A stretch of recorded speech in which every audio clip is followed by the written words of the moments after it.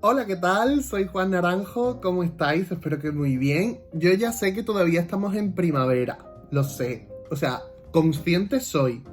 Pero en Málaga llevamos ya un mes y pico viviendo en absoluto verano y ya que hace temperatura de verano, yo de verdad que necesito que termine ya la primavera, que empiece el verano y que empiece mi nueva vida y que todo acabe ya. Así que para darme un poco de ánimos de cara a la inminencia del verano, he querido hacer una lista con las mejores lecturas que he tenido durante estos meses de primavera. Son libros muy distintos entre sí, son libros que me han apasionado, son libros que van a competir para estar en el ranking de lo mejor del año. Así que quería haceros este vídeo de cara a recomendaciones. Sé que además ahora hay muchas ferias del libro, que ahora es un momento de abastecerse de libros de cara a las vacaciones de verano y tal. Así que bueno, pues por si alguna de estas recomendaciones os viene bien y os sirve de cara a tener nuevas lecturas en vuestra lista de pendientes. Vamos a empezar ya, pero como siempre tengo que recordaros, porque es mi obligación como booktuber, que me vendría fenomenal que os suscribieseis al canal dándole al botoncito de suscribirse y a la campanita para que os llegue una notificación cuando yo subo algo nuevo, y que, bueno, pues todas las interacciones que tenga el vídeo le viene muy bien porque eso hace que YouTube se lo enseñe a más personas y que tenga más visitas, y eso es efecto bola de nieve. Así que os agradezco mucho las interacciones con respecto al vídeo. También podéis seguirme en las otras redes sociales si lo queréis, y si no, pues nada, que tampoco no quiero ponerme pesado. Bueno, son 5 libros, no es un ranking, sino son 5 libros que me han gustado, los voy a decir un poco al tuntún. El primero que voy a decir sí que es este, que ha sido el más reciente que he leído, que es, quienes me seguís en otras redes ya sabéis que he estado muy pesado con el asunto. Se llama Rosa, de Gael Gueniller, y lo ha traducido Rubén Lardín. En España lo ha editado La Cúpula, y es, de verdad, es una locura visual y estética y pictórica en todos los sentidos. Yo es un libro que he disfrutado muchísimo por su ambientación, por sus personajes, por la historia en sí. De verdad que me ha parecido una belleza. Cuenta la historia de Rosa. Rosa es una persona que se ha criado desde bebé en un cabaret parisino de los años 20, y que de repente ha llegado a la mayoría de edad y a lo que quiere dedicarse es a su arte, a bailar, a expresarse, a vestirse, a maquillarse, a todo. En este momento nosotros asistimos a su debut, ¿no? Ha sido criada entre todas las mujeres que trabajan en ese cabaret, que todas tienen nombres de flores, porque el cabaret es el jardín donde florecen. Y nosotros asistimos a su noche de debut. Y en esa noche de debut, el público se queda absolutamente fascinado con su arte, pero un poco sorprendido porque no sabe si están viendo a un chico o si están viendo a una chica. Entonces, con esta androginia es con la que juega Rosa durante todo el libro. Poco a poco se va convirtiendo en un artista más popular, empieza a atraer más público, y de repente le surge un admirador que viene siempre y se sienta en primera fila para ver sus espectáculos, ¿no? Entonces, nosotros a lo que asistimos es a esta apertura de Rosa hacia el mundo. En esta apertura, pues, conoce el amor, conoce el deseo y, sobre todo, se conoce a sí. Es un libro muy interesante de leer, es muy difícil de etiquetar. No sé si habla de una historia trans, no sé si habla de una historia de travestismo, no sé si habla de, que yo es lo que creo, de una historia de género fluido. Y da igual, porque tú estás siguiendo la historia de Rosa y te vas a enamorar de sus espectáculos, de las lámparas de ese cabaret, de las flores de ese jardín, de la ropa, de la música. Es un libro extremadamente sensorial y a mí me ha apasionado, me ha enloquecido. He hecho un reel muy bonito, por si lo queréis ver por dentro. A mí no se me da muy bien los reels, pero los hago con mucho cariño. Lo tenéis en mi Instagram, por si queréis ver más cosas del libro por dentro. Y nada, de verdad, es una belleza. Es un libro para tenerlo en el salón y cogerlo de vez en cuando y deleitarte con cada detalle, con cada alfombra, con cada papel pintado, con cada joya, con cada sombrero, porque es una cosa maravillosa. Seguimos. Otro libro que es de mis mejores lecturas de esta primavera es De cómo recibí mi herencia, de Dorothy Gallagher. Lo ha publicado en España Muñeca Infinita y lo ha traducido Regina López Muñoz. Es un libro que a mí me ha encantado. A mí me ha gustado muchísimo. Ya sabéis que a mí las historias autobiográficas me gustan, y sobre todo si tienen, digamos, un componente familiar, de contar tu historia y contar la historia de tu familia. Y eso es lo que hace Dorothy Gallagher, que es descendiente de inmigrantes ucranianos que se fueron a Estados Unidos a ganarse la vida. Entonces, por una parte nos está contando la juventud de sus padres cuando todavía estaban en Ucrania. Por otra parte, te está contando la venida, o la ida, mejor dicho, a Estados Unidos y el asentarse como una familia inmigrante sin nada. El crecer, el empezar a tener hijos, el que ella aparezca, ¿no?, en el mundo. Y por otra parte, te está contando el momento actual en el que Dorothy Gallagher es una señora adulta y sus padres pues están ya en un estado muy, muy, muy malo. En estado de demencia, por decirlo de alguna manera. Su padre, que bueno, pues había acumulado mucho dinero porque era un hombre muy tacaño, estaba siendo estafado por un perla. Un perla es una palabra muy malagueña, pero define muy bien a ese personaje.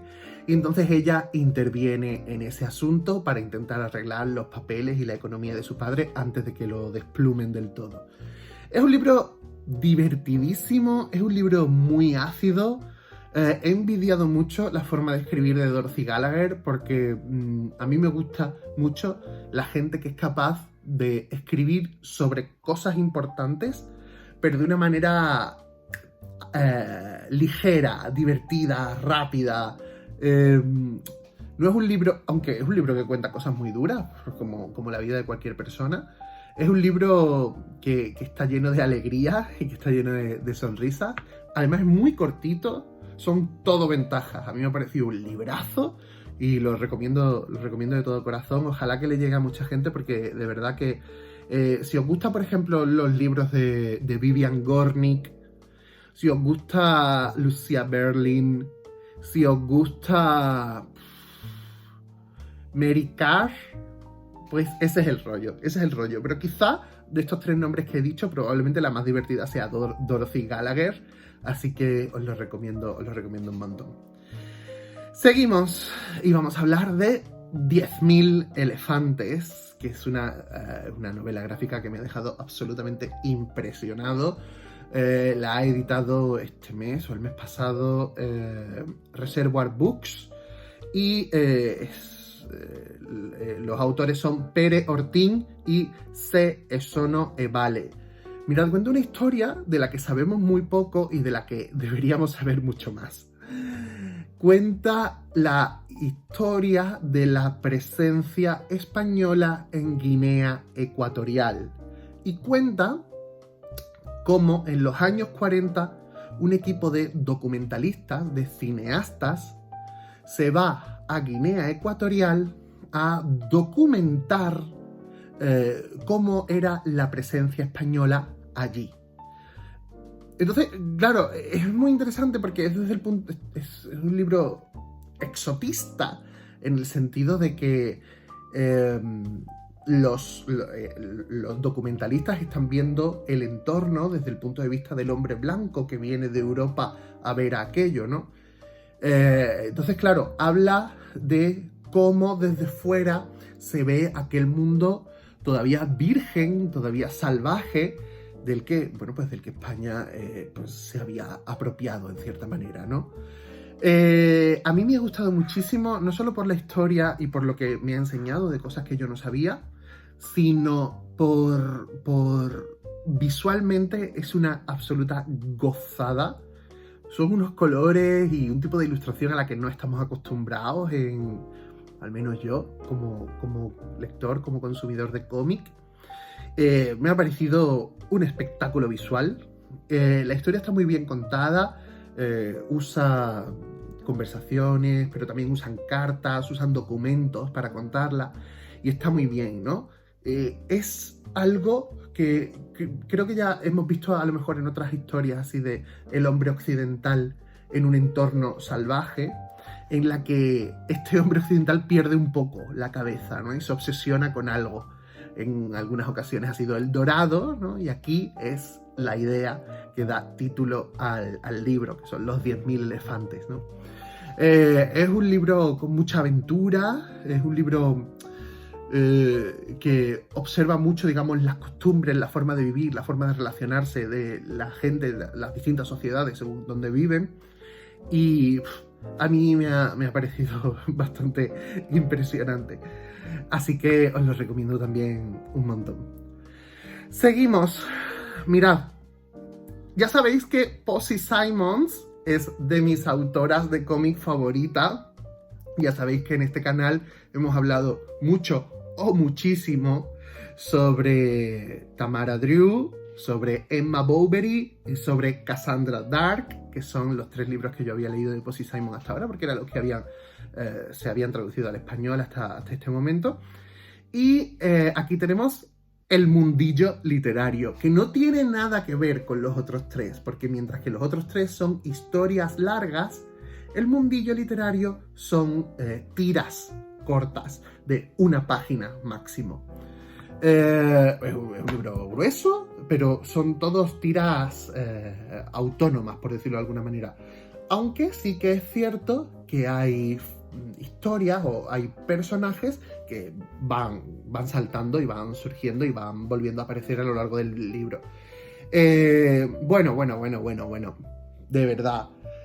Cuando se habla de humor inglés, aquí es lo que hay. Humor inglés, en el sentido de, pues, de lo que se habla es del mundillo literario, como dice el título, es decir, de las historias de autores y autoras, de las historias de lectores, de las historias de editores, de las historias de libreros y libreras, es decir, toda la gente que está involucrada en este maravilloso mundo de los libros está aquí retratada en sus más bajas pasiones y en sus más bajos instintos y en sus momentos más delicados, por decirlo de alguna manera, ¿no? Habla mucho del ego, es un libro sobre el ego.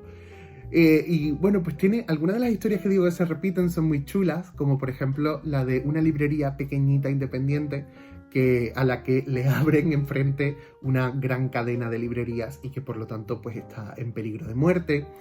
O hay un detective que se encarga de que cuando tú lo contratas, se encarga de hundir la reputación de otros autores a los que tú les tengas tirria. También está la historia de un médico al que los autores van a pedirle consejos sobre los problemas que tienen, pero no los problemas que tienen en sí mismos, sino en sus libros. Que no soy capaz de rematar el final, que si este argumento parece que ya se ha hecho 1000 veces, que si no sé qué. Son historias con mucho humor, con mucha mala leche. Y cualquier persona que esté relacionada con el mundo de la literatura, cualquier lector, cualquier lectora, yo creo que estará encantada de ver estas tiras cómicas tan ácidas, tan negras a veces, que transcurren en firmas de libros, que transcurren en restaurantes, que transcurren en presentaciones, que transcurren en ferias y en festivales. Y bueno, pues la verdad es que es muy muy chulo. Yo lo recomiendo un montón si os interesa este mundillo. Y ya para terminar, porque quería hablar solo de 5, vamos a hablar sobre Chartwell Maynor, que es un libro que ha publicado en España La Cúpula, con traducción de Rubén Lardín, y que, bueno, pues a mí es un libro... Perdonad, estoy buscando el autor porque ahora mismo se me ha olvidado. Es un libro que a mí me ha parecido... Glenn Head, perdonadme. Glenn Head es el autor. Es un libro que a mí me ha parecido extremadamente valiente y extremadamente generoso. Cuenta la historia autobiográfica de Glenn Head, y lo que nos narra aquí, en lo que se centra, no es en su juventud de vicio, droga y rock and roll y cómic underground, sino lo que nos narra es cómo de adolescente le metieron en un colegio privado interno y allí fue víctima de abusos sexuales. Entonces, lo que nos cuenta es cómo esos abusos marcaron el resto de su vida y cómo, incluso siendo un adulto, siendo un hombre autónomo, teniendo una vida hecha y tal, esas cosas que vivió en ese centro educativo, en esa mansión decimonónica al estilo inglés en la que estaban internos un montón de chicos, varones, pues lo que nos narra es cómo le afectó en su vida, cómo lo que eso supuso con respecto a sus relaciones sexuales y sentimentales, lo que eso supuso con respecto a su abuso de sustancias, y cómo, también súper interesante, cómo él, digamos, afrontó ese problema una vez que se hizo público y que el escándalo se descubrió por denuncias y tal en ese centro, cómo él le planteó ese asunto a su familia y a su entorno, ¿no? Es un libro muy valiente, es un libro muy generoso, muy bien contado. A mí al principio, yo digo, no sé si este libro me va a gustar porque el dibujo es un poco underground, psicodélico para mi gusto, pero que va, conecta muy bien lo que se está contando con cómo se está contando en un sentido plástico, y a mí me ha parecido un libro interesantísimo. Es muy curioso porque mezcla mezcla los dibujos que él hace, es un libro grueso, mezcla toda esa obsesión que él tiene por narrar aquello, por pintar a esas personas, lo mezcla con documentos reales, con fotos de ese edificio, con recortes de periódico de la detención del responsable, etcétera, etcétera. Entonces, bueno, pues creo que es un libro muy valioso y creo que es un libro muy importante y muy interesante, así que también os lo recomiendo un montón.